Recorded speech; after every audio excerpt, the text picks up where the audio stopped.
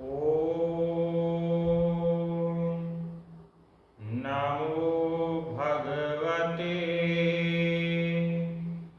वासुदेवाय नमः। ॐ श्रीकृष्णाय नमः। श्रीकृष्ण गोविंद हरे मुरारी, हे नाथ नारायण वासुदेवाय नमः। श्रीकृष्णाय नमः। श्रीकृष्णाय नमः।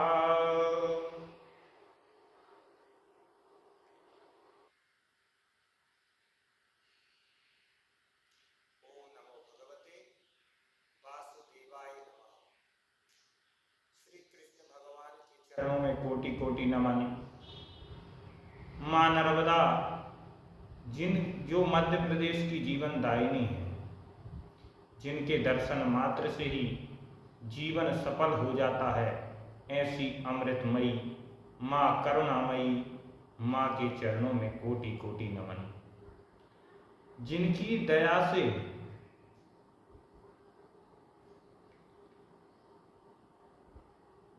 दया से पापियों को भी कृष्ण के दर्शन हो जाते हैं, ऐसी करुणा करने वाली, सब पे दया करने वाली राधा रानी सरकार के चरणों में कोटि कोटि नमन। आज हम आध्यात्मिक ज्ञान चैनल के माध्यम से YouTube पर देवउठनी ग्यारस का महत्व जानेंगे।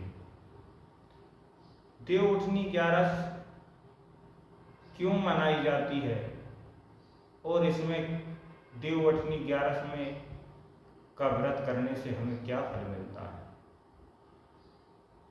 ये देवउठनी ग्यारस में पूरे शुभ काम हो जाते हैं, चाहे आप गृह प्रवेश कर लो, चाहे शादी विवाह कर लो, या बच्चे का मुंडन नामकरण संस्कार, सब देवउठनी ग्यारस के बाद ही होते हैं। ऐसा क्यों? क्योंकि ये ग्यारस के बाद जो भी शुभ काम करता है वो सफल होता ही है। इसलिए इस ग्यारस का बहुत महत्व है। शास्त्र तो यूं कहता है कि आप कोई से भी ग्यारस व्रत ना करो, पर इस ग्यारस का व्रत आपने कर लिया तो आपको निश्चित रूप से फल प्राप्त होगा। इसका सारी ग्यारसों का फल देवउठनी ग्यारस पर मिल जाता है। इसलिए ये ग्यारस का बड़ा महत्व है। अब आप लोग बोलेंगे कि ग्यारस में अगर हम सब ग्यारस करते हैं तो इसका ही फल क्यों मिलता है? क्योंकि यहाँ पर भगवान विष्णु, अभी आप कथा में सुनोगे, भगवान विष्णु का तुलसी से विवाह होता है।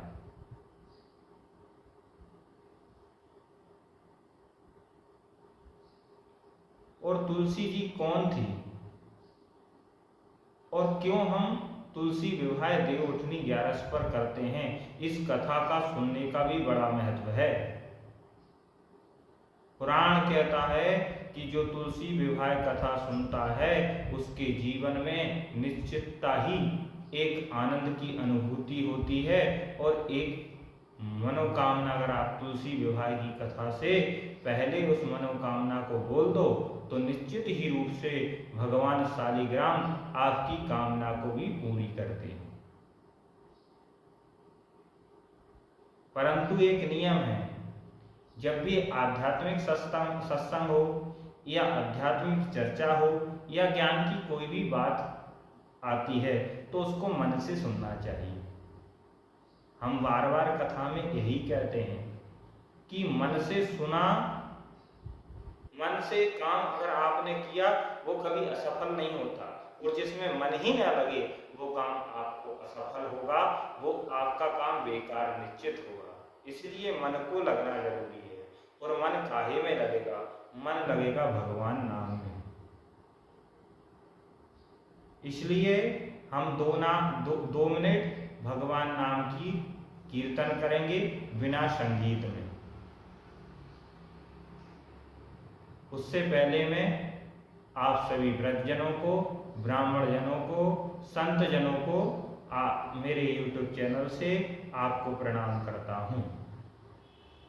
दूसरी चीज, जो YouTube और Facebook से ये देवउठनी 11 कथा का आनंद ले रहे हैं, उन सबको भी मैं प्रणाम करता हूँ, क्योंकि तुलसीदास जी ने कहा है, सिया राम में सब जग जानी, करहूं प्रणाम जोरी जुग पानी। तुलसीदास जी ने भी रामचरितमानस सुना रहे थे अपने मन को। कौन? तुलसीदास जी स्वयं कथा सुनाते हैं। किसको? अपने मन को। रामचरितमानस में अगर आप देखोगे तो पहले वक्ता तुलसीदास जी हैं। और श्रोता कौन है? श्रोता कोई सुनने वाला नहीं है, इतनी भीड़ नहीं है, सिर्फ मन है, अपने मन को सुना रहे हैं। इसी प्रकार हम देवउठनी 11 की कथा में हमारा मन लग जाए, ऐसी भगवान से प्रार्थना करेंगे। तो आइए, आप भी अगर मेरे साथ जुड़े हो तो एक लाइन मैं गुनगुनाऊंगा और एक लाइन आप उधर से गुनगुनाओगे। श्री कृष्ण गोविंद हरे मुरारी, हे नाथ नारायण वासुदेवा। श्री कृष्ण गोविंद हरे मुरारी, हे नाथ नारायण वासुदेवा। हे नाथ नारायण वासुदेवा, हे नाथ नारायण वासुदेवा, हे नाथ नारायण वासुदेवा, हे नाथ नारायण वासुदेवा। श्री कृष्ण गोविंद हरे मुरारी, हे नाथ नारायण वासुदेवा। कृष्ण भगवान की जय। आइए अब हम देवउठनी 11 की कथा में प्रवेश करते हैं। उससे पहले किसी के बारे में अगर हमको जानना है ना, तो उसका महत्व समझना पड़ेगा। कोई व्यक्ति के बारे में जानना है तो उसकी विशेषता जाननी पड़ेगी। ऐसे ही देवउठनी 11 में बड़ा महत्व है। जो व्यक्ति, जिसकी शादी विवाह में अड़चन आ रही है, परेशानी आ रही है, वो तुलसी विवाह के दिन बैठ जाए और माँ तुलसी से प्रार्थना करे। और माँ तुलसी से प्रार्थना करने के बाद हल्दी की जो पीसी हुई हल्दी रहती है, जो घर में रहती है, उसको पीसी हुई हल्दी को अपने हाथ में लगाकर, वही हाथ में लगाकर, और माँ के जो तुलसी जी का पेड़ है वहाँ पर उसको थोड़ा सा अंगूठे से ऐसा लगा दे और हाथ जोड़कर माँ से प्रार्थना कर ले। कह दे कि हे माँ, मैं अब अपने गृहस्थ जीवन की शुरुआत आपके हाथों से करना चाहता हूँ, आपके आशीर्वाद से करना चाहता हूँ। मेरे गृहस्थ जीवन को सफल बनाएं। निश्चित ही रूप से आप लिख लेना, 1 साल के भीतर जो कुंवारा लड़का है, कुंवारी लड़की है, अगर वो भगवान से प्रार्थना कर लेती है, ईश्वर से ये चीज मांग लेती है तुलसी विवाह के दिन, तो उसकी मनोकामना पूरी होती है। ये मैं नहीं, ये पुराण कहती है। आप निश्चित रूप से करके देखना, और नहीं करे तो ये आज से चैनल बंद कर दूंगा मैं, अगर ये इच्छा पूरी नहीं होती है तो। निश्चित रूप से आपके जीवन में मनोकामना पूरी होगी। आप निश्चित रूप से एक उपाय करके देखें। तुलसी विवाह का बड़ा महत्व है साहब। ऐसे ही नहीं आती है, साल में एक बार आती है। और इसमें किसकी पूजा होती है? शालिग्राम भगवान की। शालिग्राम भगवान कौन है? पत्थर के रूप में, जो गंडकी नदी के पास ही मिलते हैं। और ये ऐसे भगवान हैं, अगर हम इनकी पूजा कर रहे हैं ना तो इनकी स्थापना करने की जरूरत नहीं है। अगर हम घर में रख रहे हैं, घर में हम पूजा स्थान पर पूजा मंदिर में रख रहे हैं तो इनकी स्थापना करने की जरूरत नहीं है। और ना ही इनकी अगर ठीक से कोई पूजा करो या ना करो, ये हमेशा खुश रहते हैं, ये प्रसन्न रहते हैं। ठाकुर जी लाओगे, आपको समय पे नहाना पड़ेगा, समय पे भोजन करवाना पड़ेगा। ठाकुर जी की तो बड़ी सेवा है, पर शालिग्राम भगवान की कोई सेवा नहीं है। शालिग्राम भगवान सबको आशीर्वाद प्रदान कर देते हैं। ऐसी ऐसी देवोष्ठी 11 का महत्व है। तो अपने घर में शालिग्राम भगवान की एक मूर्ति जरूर होना चाहिए, और अपने आंगन में एक तुलसी का पौधा अवश्य होना चाहिए। तुलसी का पौधा अगर जिस आंगन में रहता है, उस घर की गृहस्थी बढ़िया चलती है साहब।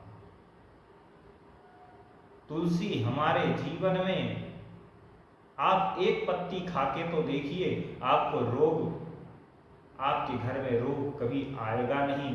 आप एक पत्ती खाइए, आप कभी बीमार नहीं पड़ोगे। तुलसी का जीवन में बहुत महत्व है।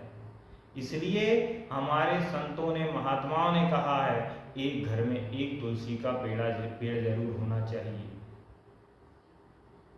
तुलसी बहुत उपयोगी चीज है। आयुर्वेद में भी तरह तरह की दवाइयाँ इस तुलसी माता से प्राप्त होती है।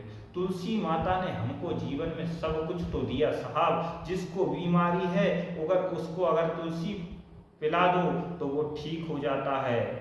और अगर आप मर भी जाओगे ना, तो आपके साथ कुछ नहीं जाएगा, पैसा नहीं जाएगा, आपके साथ पैसा नहीं जाएगा, धन दौलत नहीं जाएगी, जीवन में कुछ भी आपके साथ नहीं जाना है। जाएगा तो क्या, अगर मर गया तो लेके आओगे। ऐसे ही बोलते हैं घर के, लेके आओ, फलाने के घर पेड़ लगा होगा, तुलसी की एक पत्ती लाओ, इसके मुंह में डाल दो। तो हमारे साथ तो तुलसी जी ही जाती हैं।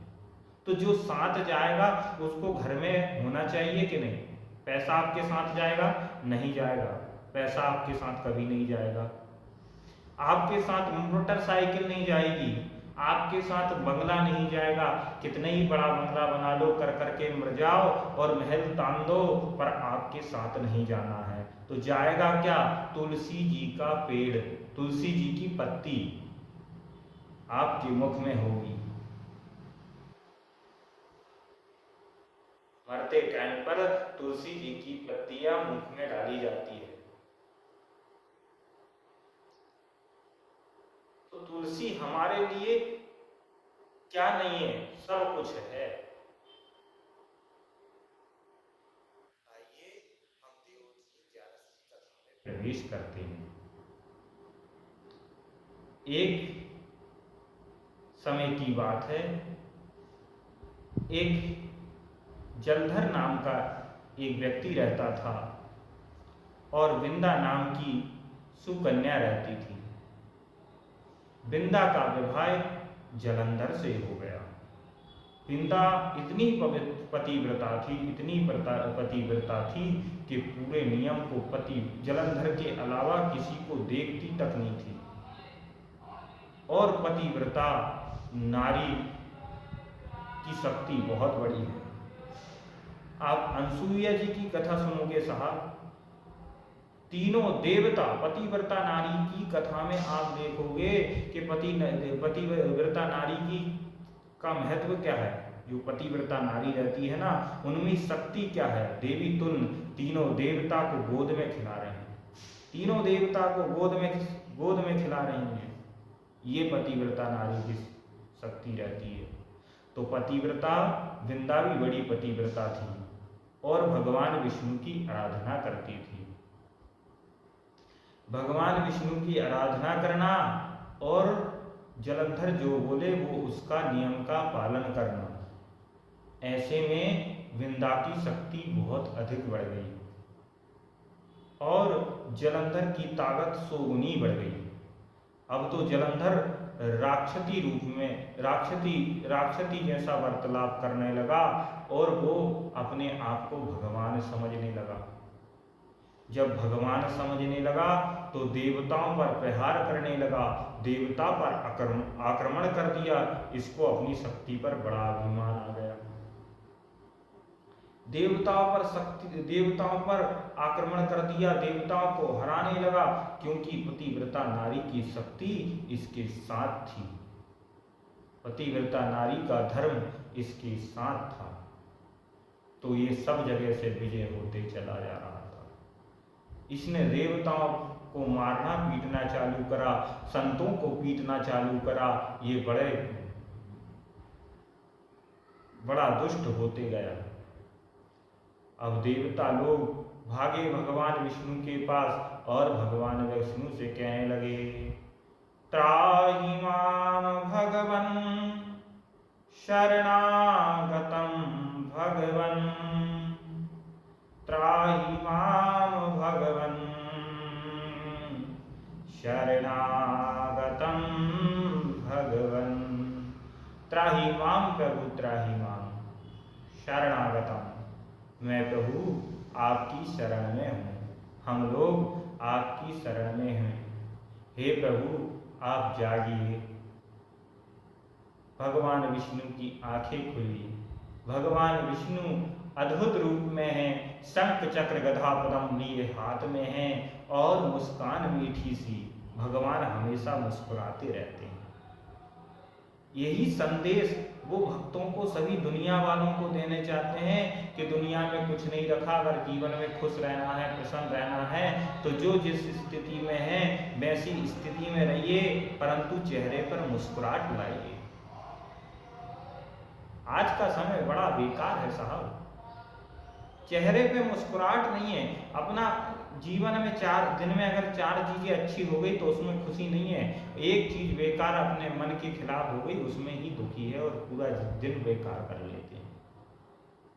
अरे जब भगवान ने तेरे साथ 4 चीज अच्छी कर दी और एक चीज कुछ हो गया धोखे से, कुछ गड़बड़ी हो गई तेरी ही गलती के कारण कुछ हो गया, तो आप उसमें क्यों मन लटका रहा है?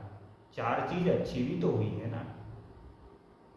तो जीवन में मुस्कुराना बहुत चाहिए। अगर आप मुस्कुराते हो ना तो आपका चेहरा खिल जाता है, आपको क्रीम पाउडर ये सब की जरूरत नहीं है,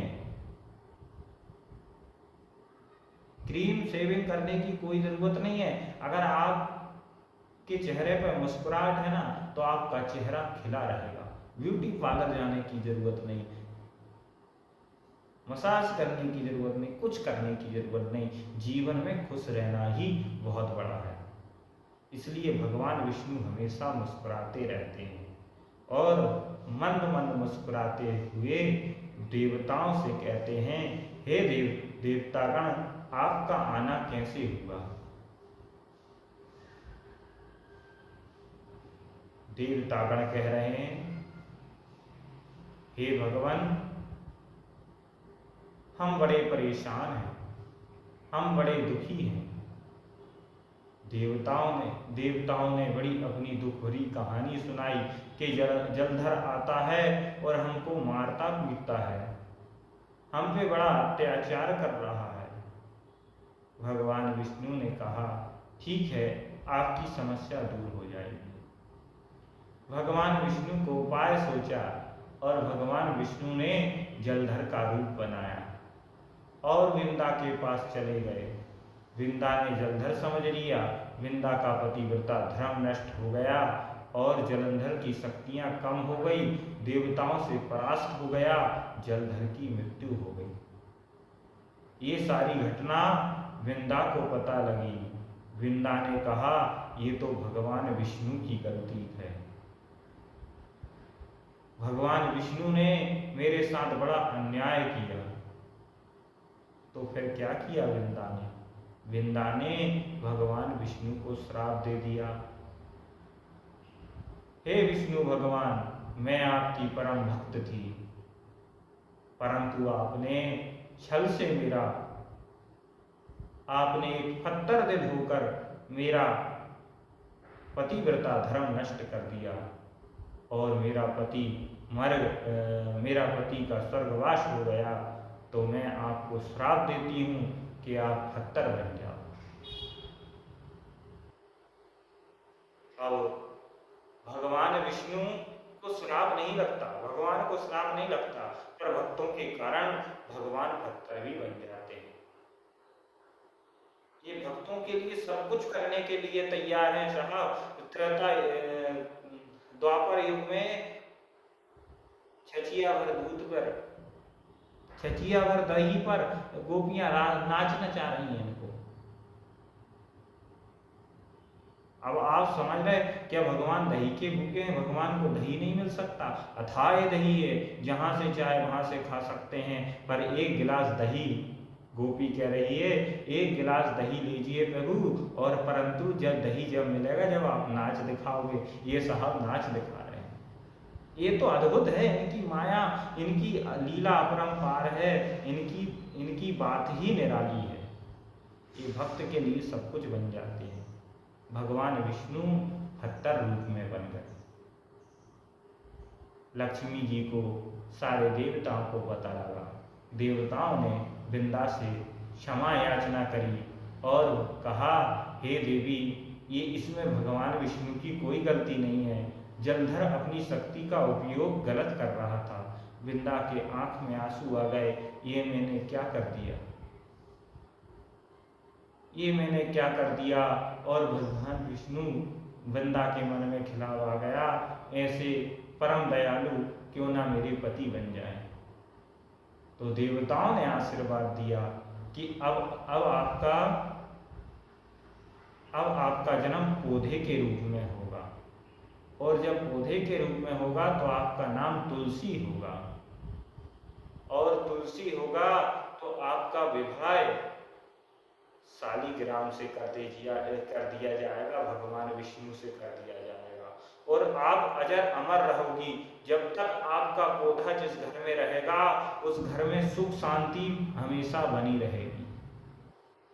उस घर में रोग बाधा बाधा सब दूर रहेगी, उस घर में प्रवेश नहीं करेगी। ऐसी तुलसी जी की महिमा है। फिर तुलसी जी का विवाह शालिग्राम भगवान से होता है।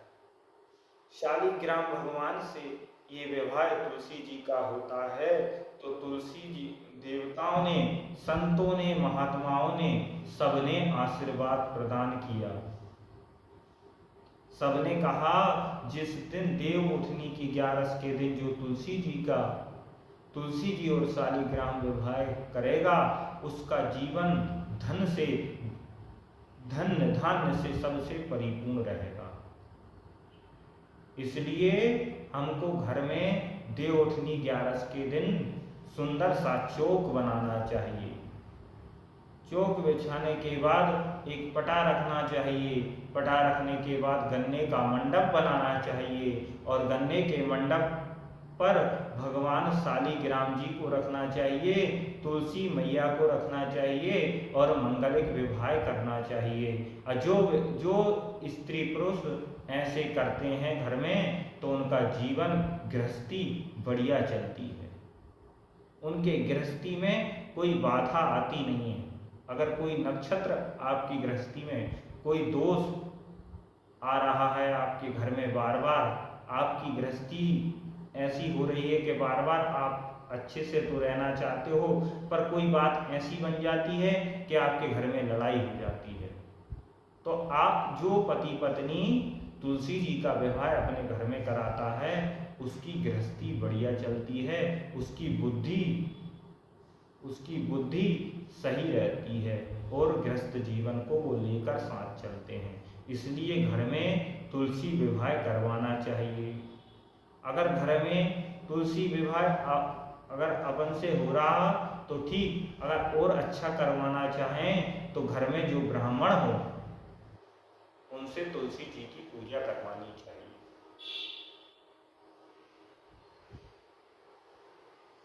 ब्राह्मण देवता होते हैं। ब्राह्मण अगर तुलसी जी की पूजा करते हैं तो इसका महत्व बहुत मिलता है। मैंने अध्यात्म ज्ञान चैनल के माध्यम से आपको देवउठनी 11 का महत्व बताया है। अगर आपको इस कथा से कुछ प्रेरणा मिलती है तो आप अपने जीवन में अवश्य उतारिए। आपको निश्चित रूप से इसका फल मिलेगा। जीवन में आपका एक अच्छा परिवर्तन आने लगेगा। अगर इस कथा के बीच में कोई शब्द ऐसा निकल गया हो जिससे आपको दुख पहुंचा हो तो मैं आपसे क्षमा चाहता हूँ। मैं तो बिल्कुल अज्ञानी पुरुष हूँ। ब्राह्मणों की कथा सुनकर और संत महात्माओं के आशीर्वाद से, ब्राह्मणों के मुख से कथा सुनकर, संत और महात्माओं के आशीर्वाद से, भगवान की कृपा से ये देव उठनी 11 का महत्व बता सका है। अगर कोई त्रुटि हो तो आप सब मुझे क्षमा करेंगे और मैं आपसे ये कहता हूँ कि जीवन में मुस्कुराने का काम करिए। एक कथा बताती है जीवन में आपके साथ कुछ नहीं जाना है। किसी के काम जो आए उसे इंसान कहते हैं, पराया दर्द जो अपनाए उसे इंसान कहते हैं। अपने दुख में रोने वाले जरा मुस्कुराना सीख ले, दूसरे के दुख में जरा आंसू बहाना सीख ले। कवि कहता है कि अरे अपने दुख में तो दुनिया रोती है, जो दूसरे के दुख में रो दे और आंसू बहा दे उसे इंसान कहते हैं। तो आप जीवन में दूसरों का भला करना सीखिए। जितना भला करेंगे परमात्मा आपका उतना भला करेगा। जितनी अच्छी चीज़ें अच्छा लोगों के साथ करेंगे, जितना लोगों के साथ अच्छा करोगे उतना ही ईश्वर आपके साथ अच्छा करेगा। इसलिए मन को साफ रखिए और किसी में कुछ भी दोष मत देखिए। क्यों? क्योंकि कबीरदास जी कहते हैं, बुरा न देखन में चला, बुरा न देखा कोई, कहत कबीरा मुझसे बुरा न कोई। आध्यात्मिक ज्ञान चैनल के माध्यम से यहीं तक मैं अपनी वाणी को विराम करता हूँ।